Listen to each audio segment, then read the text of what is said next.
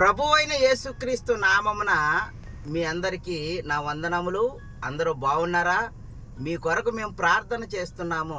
మా కొరకు మీరు ప్రార్థన చేయండి. పరిశుద్ధ గ్రంథము నుండి 119వ కీర్తన 94వ చరణంలో, నీ ఉపదేశములను నేను వెదకుచున్నాను. దేవుడు ఈ వాక్యమును మన వినికిడిలో దీవించి ఆశీర్వదించునుగాక. ఆమెన్.